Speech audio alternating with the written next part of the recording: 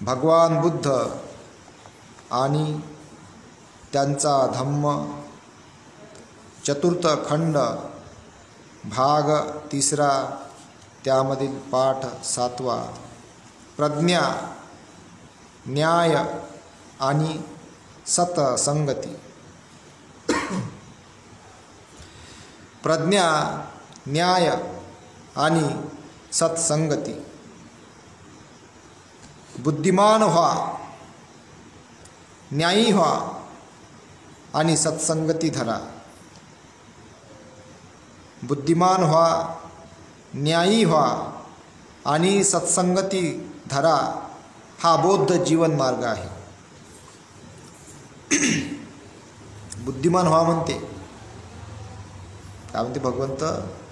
बुद्धिमान व्हा म्हणते, न्यायी व्हा, न्याय करणारे व्हा आणि सत्संगती धरा, म्हणजे सत्याचा मार्ग धरा, स्वीकारा, हा बौद्ध जीवन मार्ग आहे. तर असं तात्पुरतं धरल्यानं चालत नाही ना. तो त्याच्यामध्ये बुद्धी प्रामाण्यवाद पाहिजे. हे लय मोठं याच्यावर कानी विश्लेषण करून कानी बोलता येते, इतकं मोठं आहे ते. बुद्धिमान व्हा, न्यायी व्हा, सत्संगती धरा.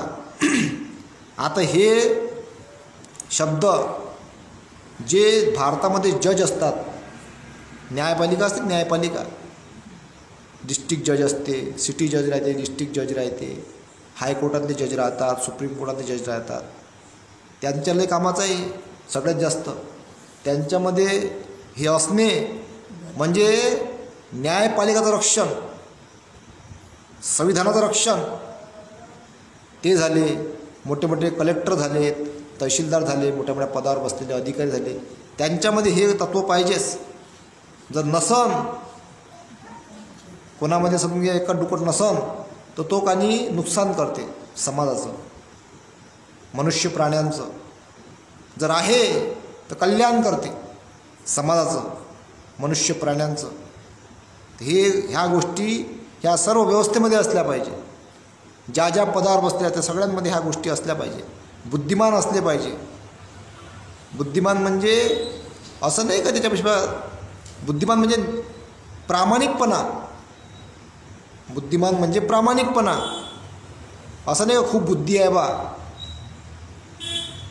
प्रामाणिकपणा ही सगळ्यात मोठी बुद्धी आहे. मग त्यापाशी त्याच्या आठवण जरी कमी राहत असन किंवा नसन राहत जास्त आठवण, पण प्रामाणिकपणा आहे ही सगळ्यात मोठी बुद्धी आहे. त्याला बुद्धिमान म्हटलं गेलेलं आहे. बुद्धिमान व्हा, न्यायी व्हा, न्याय करणारे, आणि सत्संगती धरा, सत्याचा मार्ग धरा. खोट्याचा मार्ग स्वीकारू नका, खोट्याच्या मागे लागू नका, सत्याच्या मार्गे लागा. हा बौद्ध जीवन मार्ग आहे. जो मनुष्य कार्य वज्र करावे हे तुम्हाला दाखवितो, जो तुमच्या दोषांबद्दल तुम्हाला वाक्ताडन करतो आणि जो बुद्धिमान आहे, अशा माणसाच्या मागून ज्याप्रमाणे गुप्तधन दाखविणाऱ्या माणसामागून तुम्ही जाता, त्याप्रमाणे तुम्ही जात राहा. काय म्हणते? जो तुम्हाला बा चांगला मार्ग दाखवते त्याच्या मागेमध्ये तुम्ही जात राहा. तुम्ही माणसामागून तुम्ही जात राहा. ज्याप्रमाणे गुप्तधन दाखविणाऱ्या माणसामागून तुम्ही जाता, त्याप्रमाणे तुम्ही जात राहा. अशा सत्पुरुषाचे अनुयायित्व हे तुमचे वाईट करणार नाही, भले करील. काय म्हणते? चांगल्या माणसाचं म्हणजे अनुयायित्व स्वीकारा, म्हणजे तुम्ही तुमचं भलं होईल. मग आपण कोणाला स्वीकारतो? भगवान बुद्धांचं, बाबासाहेबांचं, म्हणून तर आपलं भलं होऊ राहिलं. तर हे स्वीकारा म्हणते.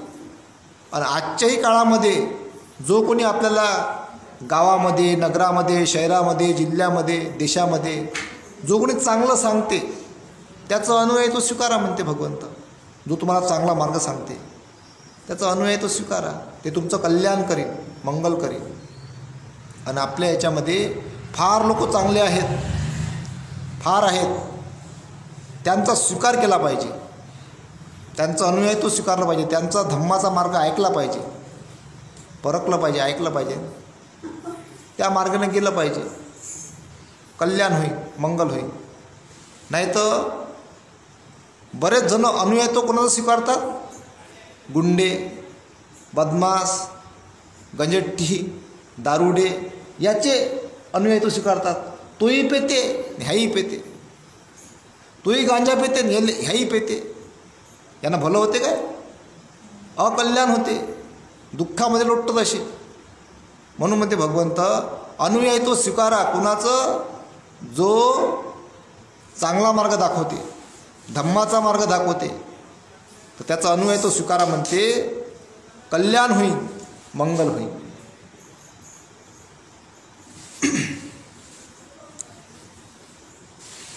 ज्याप्रमाणे गुप्तधन दाखविणाऱ्या माणसामागून तुम्ही जाता,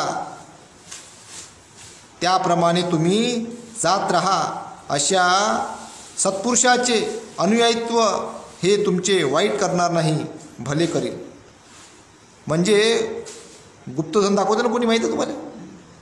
इथं खोद म्हणते, इथं सोनं निघन. ज्याप्रमाणे गुप्तधन दाखविणाऱ्या माणसामागून तुम्ही जाता, पण त्यानं ते हानिकारक आहे. ते तिथं मोह आहे ना, मोह. याच्यापेक्षा म्हणते जास्त भलं कुठं होईल? धम्माचा मार्ग दाखवणारा म्हणजे जो गुप्तधन दाखवते ना, त्याच्या मागं लय जण लागतात. कुठं आहे म्हणते? ह्या जंगलात आहे. तो एक पिक्चर पाहिला का तुम्ही? ते हिरा शोधायला जाते जंगलामध्ये, तिथं ते मोठे मोठे अजगर सापरा येतात, ते माणसाला गिटकतात. काही जण जिवंत येत नाही इथून परत. गुप्तधन त्याच्या मागं पहिले लवकर जातात लोक, आहे का नाही? तर जसे म्हणजे त्याच्या मागं जाता तुम्ही, त्याच्यापेक्षा म्हणजे तुम्ही जो सत्मार्ग दाखवते, धम्माचा मार्ग दाखवते, त्याचं अनुयायी तो स्वीकारा म्हणते, तो तुमचं भलं होईल. त्याच्या मार्गाला काय होईल? हानी होईल. गुप्तधनामध्ये हानी होती म्हणा, लाभ नाही होती. तर काही जण ते असे प्रयोग करायला पाहतात.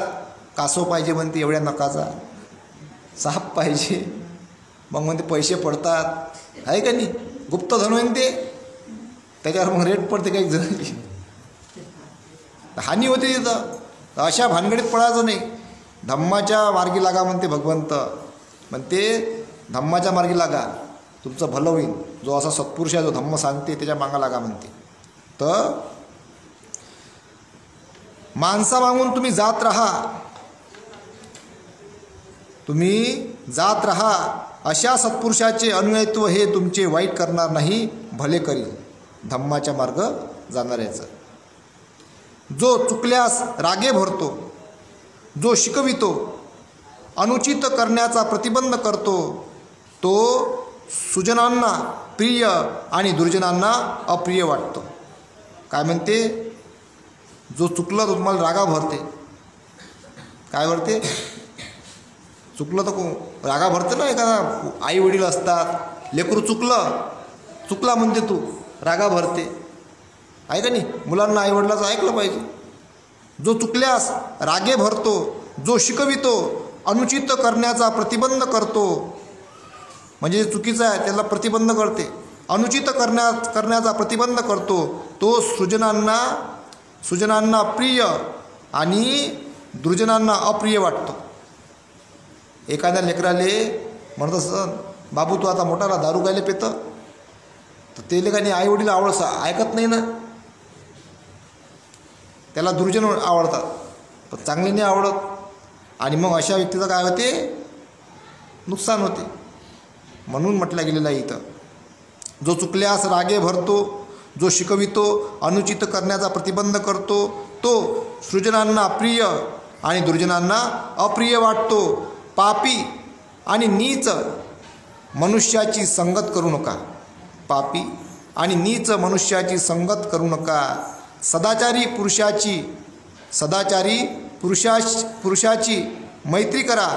सदाचारी पुरुषाशी मैत्री करा. श्रेष्ठ पुरुषाची मैत्री करा. जो धर्मामृताचे सेवन करतो, त्याचे मन गंभीर असते आणि जीवन सुखी असते.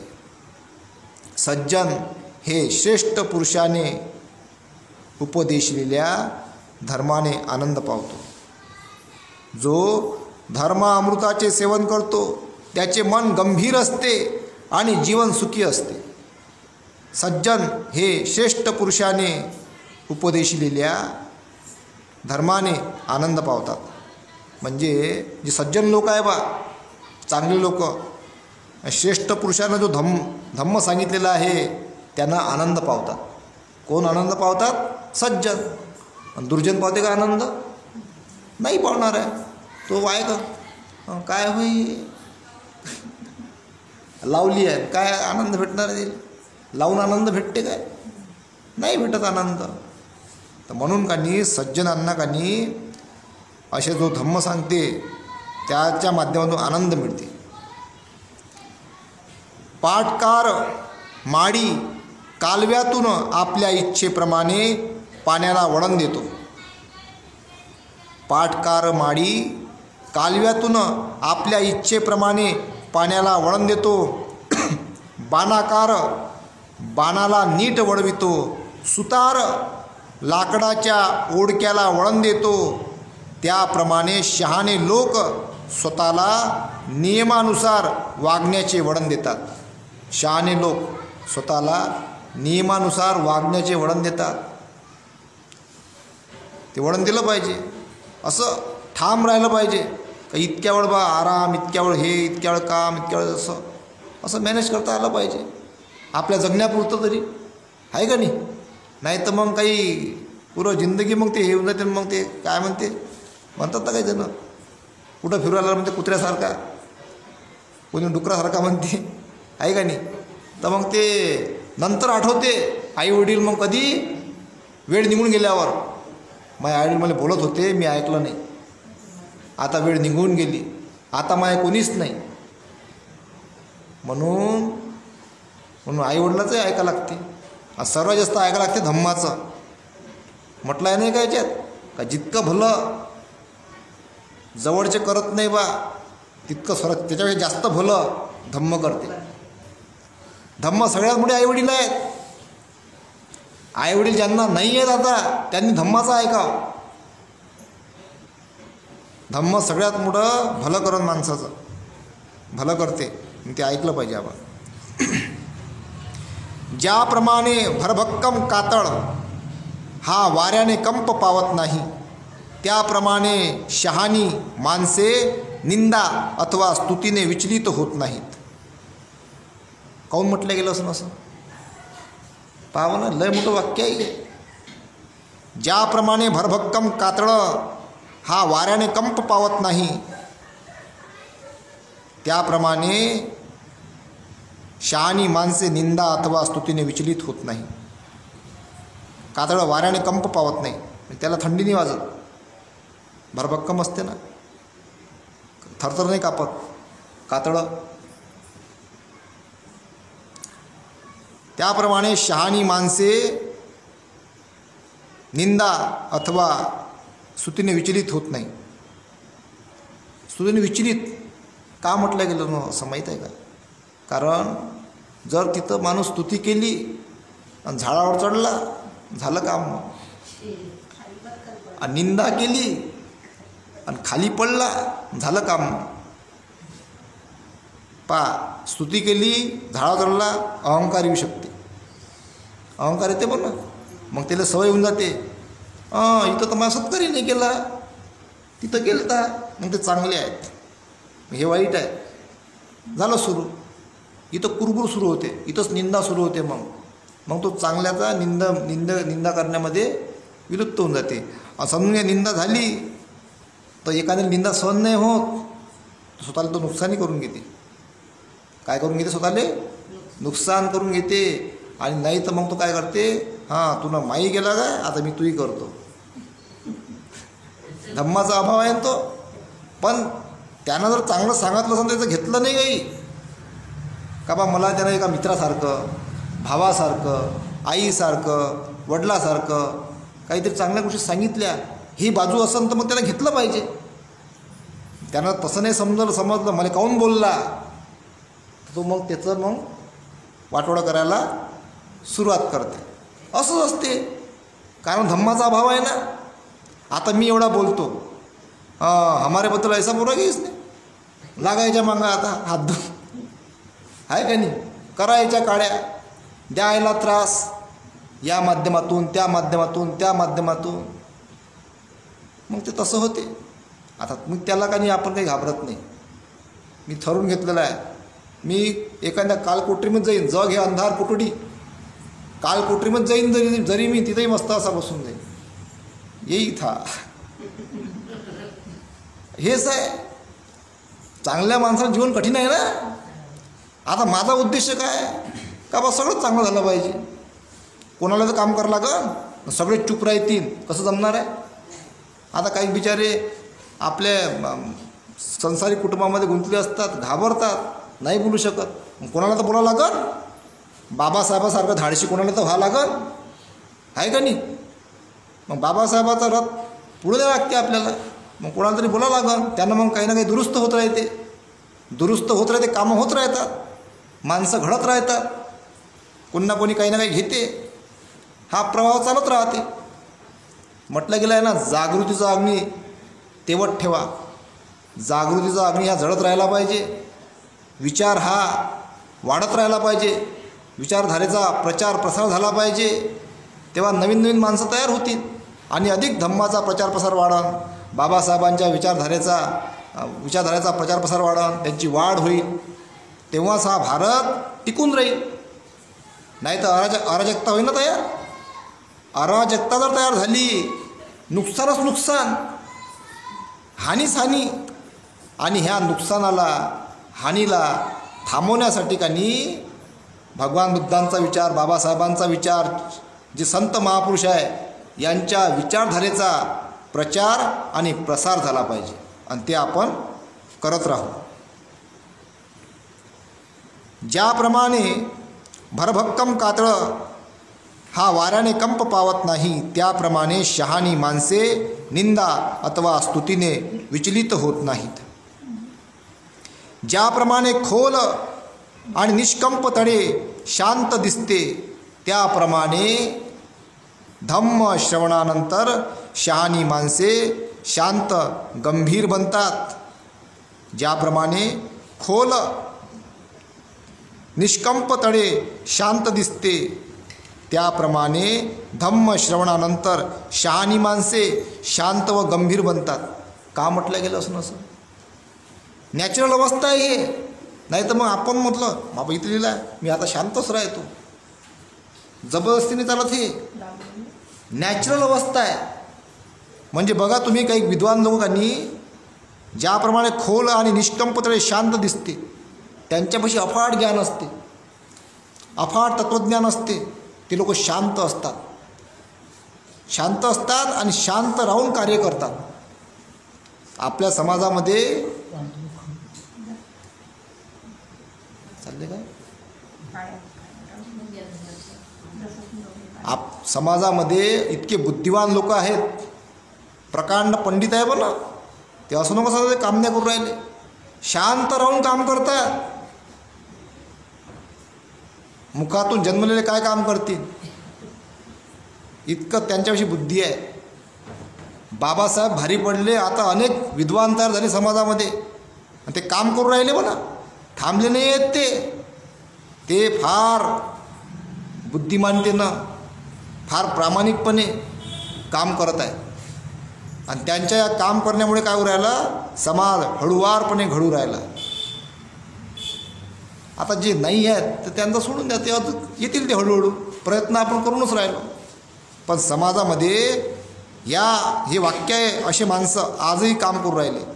ज्याप्रमाणे खोल आणि निष्कंप तडे शांत दिसते, त्याप्रमाणे धम्म श्रवणानंतर शहाणी माणसे शांत व गंभीर बनतात.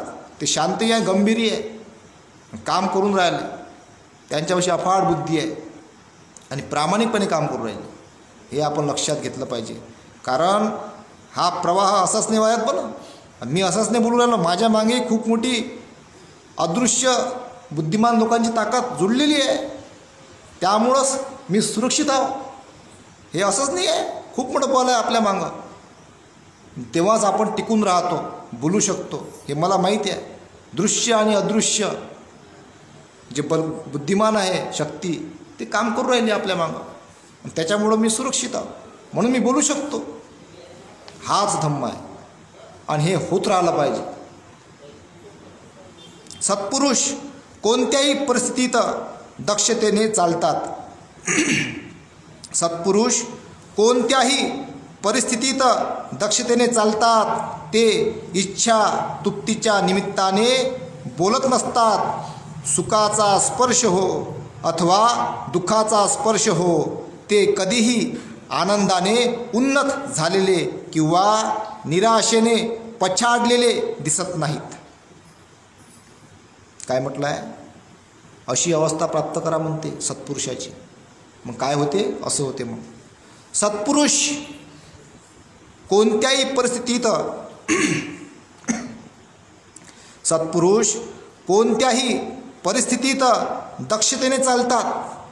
सत्पुरुष बनावं लागतेस. कोणत्याही परिस्थितीत दक्षतेने चालतात. ते इच्छा तृप्तीच्या निमित्ताने बोलत नसतात. सुखाचा स्पर्श हो अथवा दुःखाचा स्पर्श हो, ते कधीही आनंदाने उन्नत झालेले किंवा निराशेने पछाडलेले दिसत नाहीत. म्हणजे आनंद आला तर वाहून जाऊ नका म्हणते, आणि दुःख झालं तर निराशेने पछाडू नका म्हणते. असं ते लाईन सांगू राहिले. तर काय बना म्हणते? सत्पुरुष बना. मग ते स्त्री असो की पुरुष असो, दोघांनाही बनता येते. कारण जीवनामध्ये आनंद येते, दुःखही येते. आनंदामध्ये वाहून जाऊ नये आणि दुःखामध्ये निराश होऊ नये. असं त्याला सांभाळून घेता आलं पाहिजे. हा जीवनाचा प्रवास आहे. आणि सत्पुरुष होण्याकडे वाटचाल केली पाहिजे. जोपर्यंत पापाची घडी भरलेली नाही, तोपर्यंत मूर्ख माणसाला पाप हे मधासारखे गोड वाटते. परंतु जेव्हा पाप पक्व होते, तेव्हा मूर्ख माणसाला दुःखात बुडून जावे लागते. परंतु जेव्हा पाप पक्व होते, तेव्हा मूर्ख माणसाला दुःखात बुडून जावे लागते. मूर्ख मनुष्याला आपण पाप केव्हा करीत आहोत हे कळत नाही.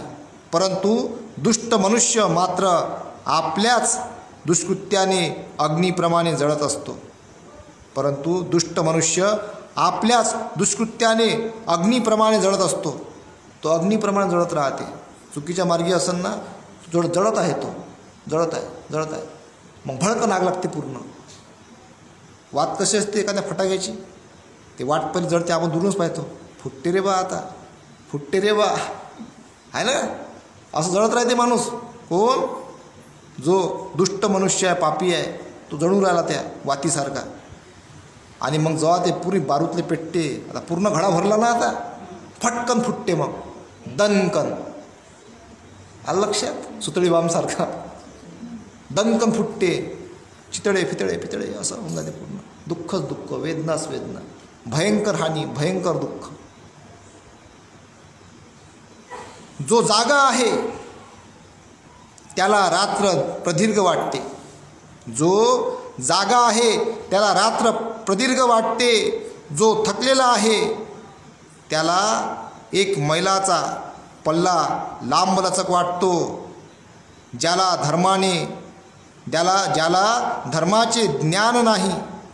धर्माचे ज्ञान नाही, अशा मूर्खाला जीवनही प्रदीर्घ वाटते जीवन. मग तो नशा करत राहते, मग वाईट मार्गी जात राहते, प्रदीर्घ वाटते. जीवन प्रवासाला स्वतःहून श्रेष्ठ किंवा स्वतःच्या योग्यतेचा पुरुष भेटला नाही. हे लाईन किती महत्त्वाची आहे. आता जीवन प्रवासाला स्वतःहून श्रेष्ठ किंवा स्वतःच्या योग्यतेचा पुरुष भेटला नाही, तर त्याने निग्रहाने एकलेपणानेच प्रवास करावा. परंतु मूर्खाचा सहवास मात्र कधीही करू नये. आता अशी निवड होते काय? होते का अशी निवड? नाही. त्याच्यावेळेस तर मग हे धम्म आहे का तशी सिस्टीम, त्याची तशी व्यवस्था सुरू झाली पाहिजे आता समाजात. त्या ट्रेनिंग असलं पाहिजे संसारामध्ये पडण्या अगोदर. बौद्ध लोकांना आता ट्रेनिंग सेंटर उभे केले पाहिजे मोठमोठे.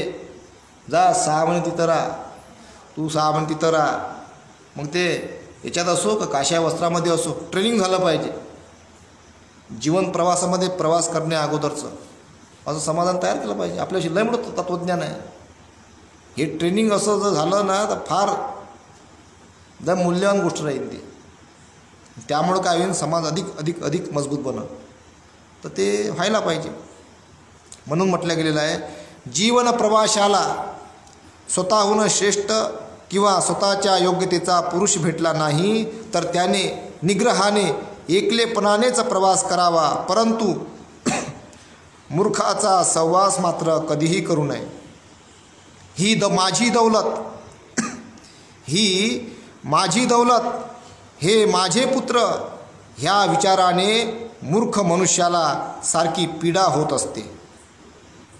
तो स्वतःचाच स्वामी नसतो तर मग स्वतःच्या दौलतीचा आणि पुत्रांचा स्वामी तो कसा होणार. आता ही का म्हटल्या गेली शिंदाई, म्हटल्याही गेलेलं आहे आणि प्रश्न उपस्थित केलेला आहे. ही माझी दौलत, माझी. आता सोबत घेऊन जातो का आपण, सगळं इथंच राहते बाप्पा, आहे का नाही. ही माझी दौलत.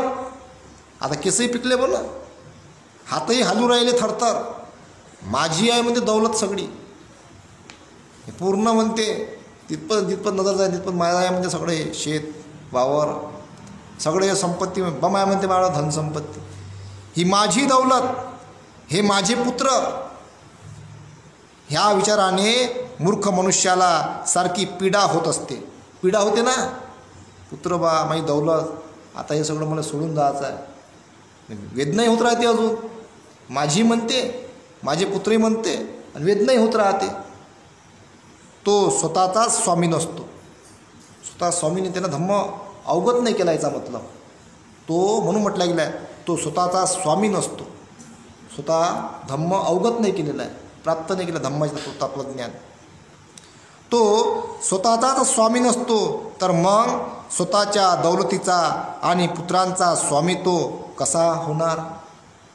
सांगितलेही आहे आणि प्रश्नही उपस्थित केलेला आहे. मूर्ख ज्या प्रमाणात स्वतःचा मूर्खपणा ओळखतो त्या प्रमाणात तो शहाणा असतो, परंतु जो मूर्ख स्वतःला शहाणा समजतो तो खरोखर पुरा मूर्ख होय. स्वतःला ओळखलं पाहिजे.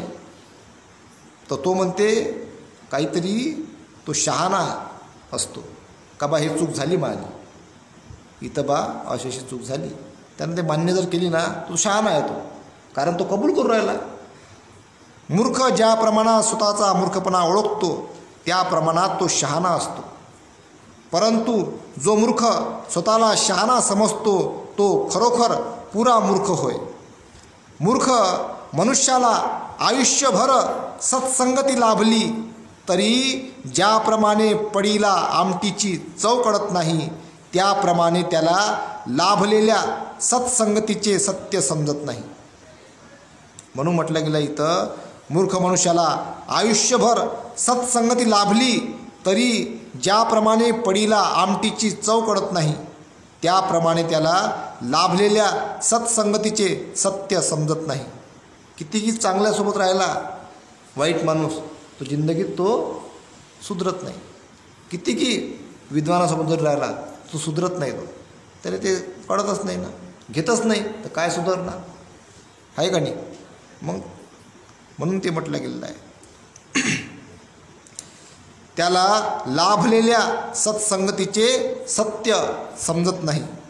बुद्धिमान माणसाला एक पळभर शहाण्या माणसाचा सहवास लाभला तरी, बुद्धिमान माणसाला एक पळभर शहाण्या माणसाचा सहवास लाभला तरी ज्याप्रमाणे जिभेला आमटीची चव कळते त्याप्रमाणे त्याला तात्काळ सत्संगतीचे सत्य कळून आल्याशिवाय राहणार नाही.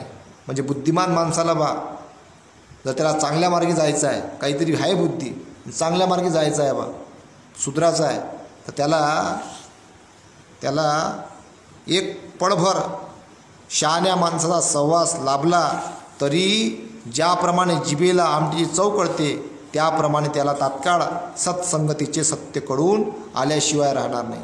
का आता आपल्याला बा बदलाचं आहे, सुधराचं आहे, आतापर्यंत लय झालं, तो सुधारते, बिचारा बदलते. अल्पबुद्धीचे मूर्ख हे स्वतःचेच शत्रू असतात, कारण ते दुष्कृत्य करतात आणि त्याची कटू फळे त्यांना चाखावी लागतात. ज्या कर्माबद्दल पश्चाताप करावा लागतो आणि ज्याचे फळ रडत भोगावे लागते ते कर्म नीट झाले नाही असेच समजावे. ज्या कर्माबद्दल पश्चाताप करावा लागतो आणि ज्याचे कर्म आणि ज्याचे फळ रडत भोगावे लागते ते कर्म नीट झाले नाही असेच समजावे. कर्म नीट झालं नाही असेच समजावे म्हणते. रडत ज्याचं म्हणते रडत भोगावे लागतात तर ते कर्म नीट झाले नाही असेच समजावे. म्हणजे चांगलं कर्म नीट झालं नाही. चांगलं कर्म जर नीट झालं नाही तर दुःख काय होते, भोगावं लागते. जशी आता जखम झाली, मलमपट्टी जर योग्य झाली नाही तर जखम बसते काय, नाही बसत. तर असं ते समजून घ्यायचं आपण. जोपर्यंत दुष्कर्माचे फळ भोगावे लागत नाही, जोपर्यंत दुष्कर्माचे फळ भोगावे लागत नाही तोपर्यंत मूर्खाला ते मधासारखे गोड वाटते, परंतु ते कर्म जेव्हा पतन होते तेव्हा मूर्खाला दुःख भोगावे लागते. दुष्कर्म जगत प्रसिद्ध झाले की ते दुःखात पर्यवसित होते आणि ते करणाऱ्या मूर्खाचे सुदैव नष्ट करते. फार काय ते त्याचा शिरच्छेदही करते, म्हणजे त्याला ते नुकसान करते आणि त्याचं ते पूर्ण त्याला नष्ट करून टाकते. मूर्खाला खुशाल खोटी प्रसिद्धी, भिक्खूंमध्ये अग्रमान, विहारात स्वामित्व, लोकांमध्ये सन्मान आहे याची खुशाल हाव धरू द्या. काय म्हटलं गेलं इथं? मूर्खाला खुशाल खोटी प्रसिद्धी, भिक्खूंमध्ये अग्रमान, विहारात स्वामित्व, लोकांमध्ये सन्मान याची खुशाल हाव धरू द्या. केस पिकले म्हणून काही मनुष्य वडील ठरत नाही, त्याचे वय कितीही होऊ द्या त्याला लोक पोकळ डौलाचा म्हातारा म्हणूनच म्हणणार. म्हणजे याच्यामध्ये बा तुम्ही पडू नका म्हणते. खोट्या प्रसिद्धीमध्ये, विहाराच्या स्वामित्वामध्ये, ते मग असंच लागते ना. आता हे मायाच होय, आता मायच राह ना, आहे का नाही? कुठं आहे बापा असं, त्याच्यात पडू नका म्हणते भगवंत. नाही तर म्हणते काय ते मग माणूस मग त्याचा अहंकार येऊन जाते. मग आता म्हणते सत्कार झाला पाहिजे, तर हे सत्कार हा काहून असते, ते एक फॉर्मॅलिटी आहे, ते झालीच पाहिजे, पण त्याची हे नसावी म्हणते, आसक्ती नसावी. नाही तर मग ते काय होते, दुःख होते. मग जो सत्यवान, सद्गुणी, कारुणिक, संयमी, नेमस्त, शुद्धाचारी आणि शहाणा आहे त्यालाच लोक वडील समजतात. कितीही बहुभाषी असला, वर्णाने कितीही सुंदर असला तरीही तो मत्सरी, कुपन, अप्रामाणिक आहे, तो सन्मानास पात्र ठरत नाही. म्हणजे म्हटलं गेलेलं आहे बा, ज्याच्यामध्ये बा हे काही ना काही गुण आहे तोच बा वडिलासारखा समजावा म्हणते. काय पाहिजे म्हणते त्याच्यामध्ये? सत्यवान, सत्य बोलणारा, सद्गुणी, करुणा असली पाहिजे म्हणते, कारुणिक, संयम, नेमस्त, शुद्धाचारी आणि शहाणा आहे त्यालाच लोक वडील समजतात. कितीही बहुभाषी असला, वर्णाने कितीही सुंदर असला तरीही जो मत्सरी, कुपन, अप्रामाणिक आहे तो सन्मानास पात्र ठरत नाही.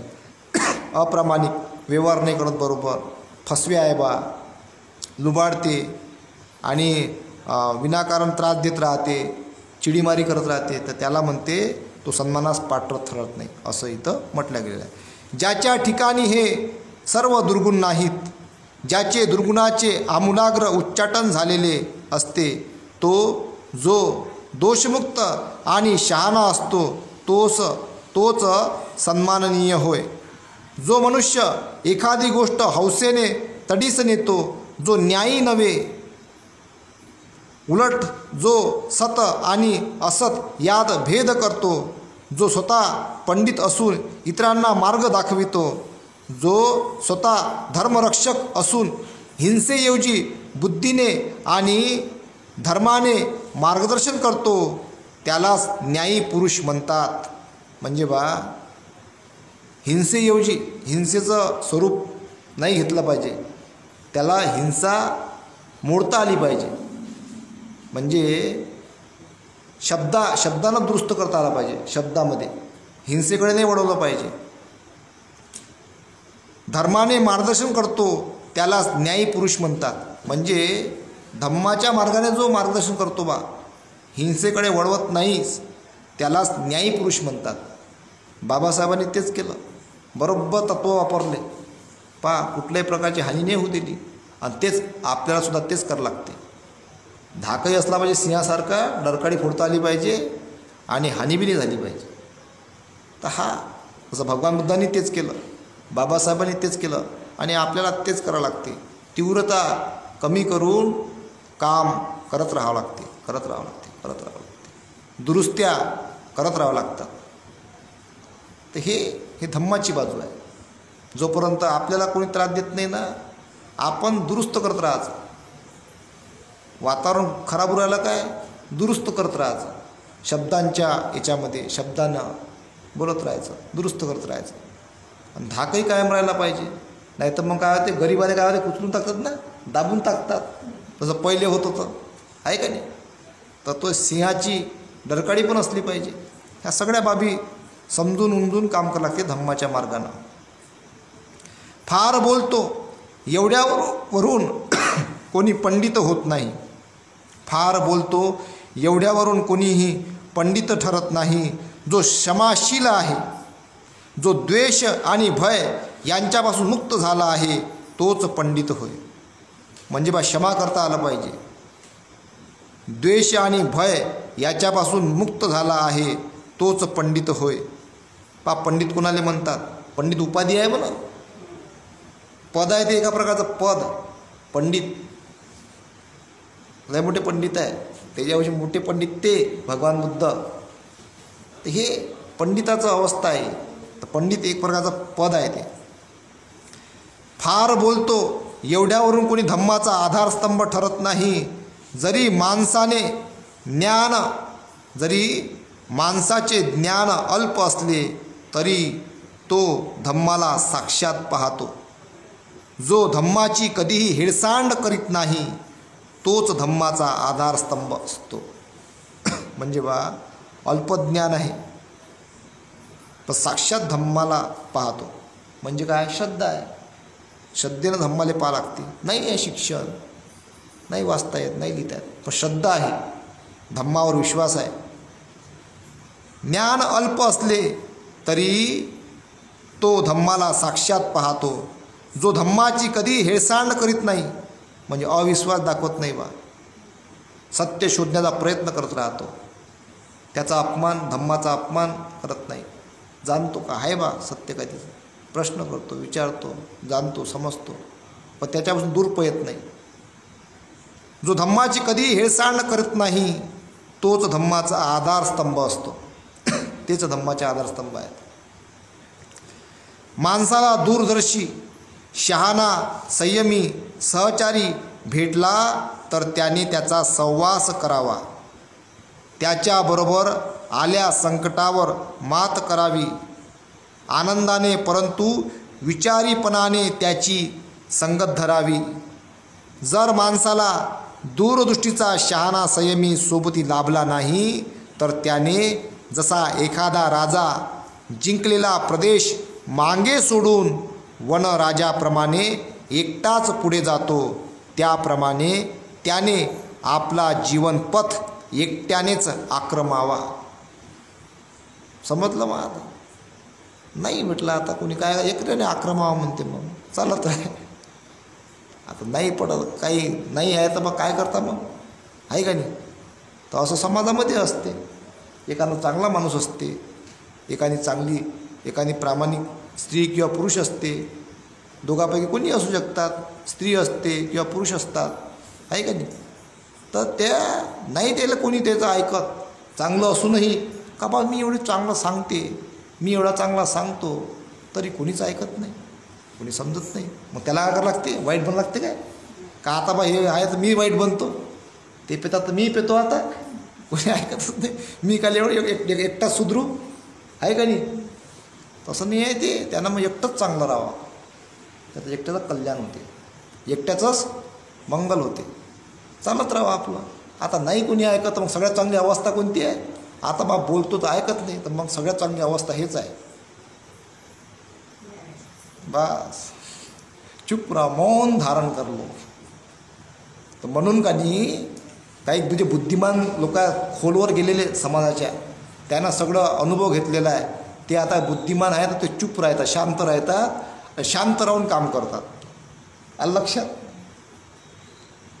त्रासलेलं काही जण काम करू ते म्हणतात एवढं चांगलं काम करून झालं, एवढं ऐकायला भेटते, ते ऐकायला भेटते. तर काही बुद्धिमान लोक आहेत का ते काय करतात, आता ते काय करतात, शांत राहून मौन बाळगून कार्य करत राहतात. ते कार्य त्यांचं सुरू आहे. जर माणसाला दूरदृष्टीचा शहाणा संयमी सोबती लाभला नाही, तर त्याने जसा एखादा राजा जिंकलेला प्रदेश मागे सोडून वनराजाप्रमाणे एकटाच पुढे जातो, त्याप्रमाणे त्याने आपला जीवनपथ एकट्यानेच आक्रमावा. एकांत पत्कर लावे, एकांत पत्कर लावे,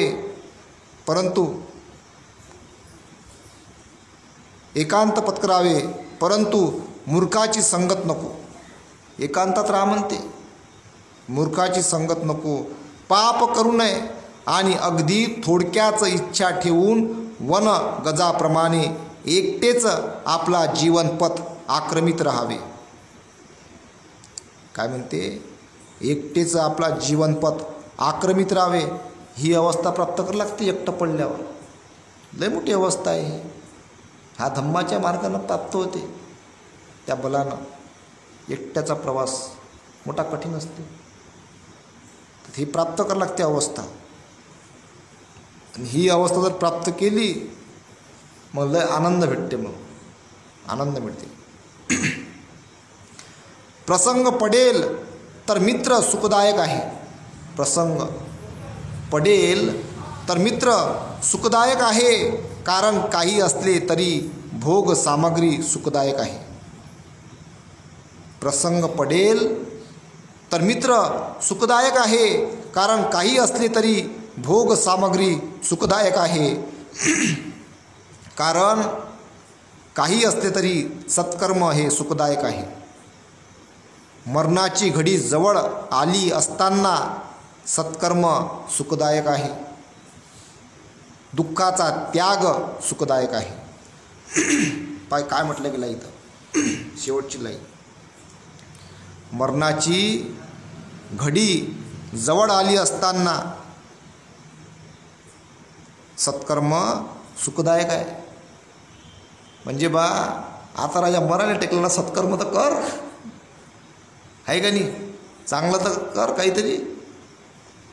मरणाची घडी जवळ आली असताना सत्कर्म सुखदायक आहे, दुःखाचा त्याग सुखदायक आहे.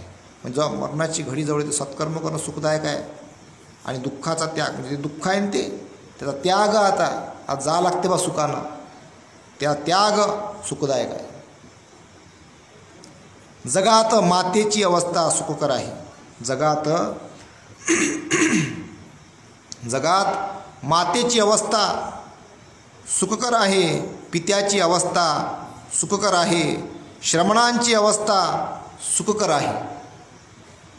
वार्धक्यातही टिकणारा सद्गुण सुखदायक आहे. खोलवर मुळे जाऊन दृढ झालेली श्रद्धा सुखकर आहे. ज्ञानार्जन सुखदायक आहे, पापत्याग सुखदायक आहे. मूर्खाचा सहवास दीर्घकाल दुःख देतो. शत्रूच्या सोबतीप्रमाणे मूर्खाची सोबत दुःखदायक आहे. आप्तेष्टांच्या भेटीप्रमाणे सत्संगतीही सुखकर आहे. म्हणून माणसाने शहाण्या, बुद्धिमान, पंडित, क्षमाशील, कर्तव्यदक्ष श्रेष्ठांच्या मार्गाने जावे. ज्याप्रमाणे चंद्र नक्षत्रांच्या मार्गाने जातो त्याप्रमाणे अशा प्रज्ञावान सुजनांचे अनुयायी व्हावे. म्हणजे जो जागृत आहे, प्रज्ञावान आहे, अशा लोकांचं म्हणते तुम्ही अनुयायीत्व व्हावे. अनुयायी व्हा म्हणते. भगवान बुद्ध आहेत, बाबासाहेब आहेत, त्यांचं अनुयायीत्व व्हा. डामडोल प्रीती आणि आसक्ती ह्यांच्या उपभोगाची कास धरू नका. याच्या उपभोगाची कास धरू नका. ज्याच्या ठिकाणी कळकळ आहे त्याच्या वाट्याला पुरेसा आनंद येतो. ज्याच्या ठिकाणी कळकळ आहे त्याच्या वाटेला पुरेसा आनंद येतो. आंतरिक तळमळीने पंडित जेव्हा अंगाच्या गर्वाने निराश करतो तेव्हा तो शहाणपणाच्या एकाहून एक उंच अशा शिखरावर चढून मूर्खाकडे तुच्छतेने पाहत असतो. दुःखापासून विमुक्त झालेल्या माणसांना पाहत असतो.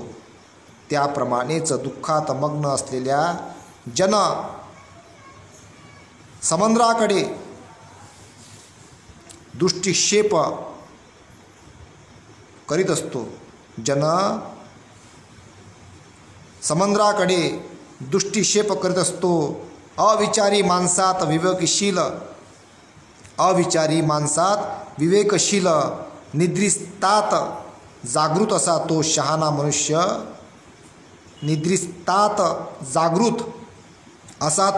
मनुष्य दुबळ्यांना मागे सारून पुढे चालत राहतो. दुबळ्यांना मागे सारून पुढे सरत राहतो. म्हणजे तो हळूवार सरक आहे का नाही, हळूवार तो सरकत राहतो, पुढे जात राहतो. असंच कर लागते. म्हणून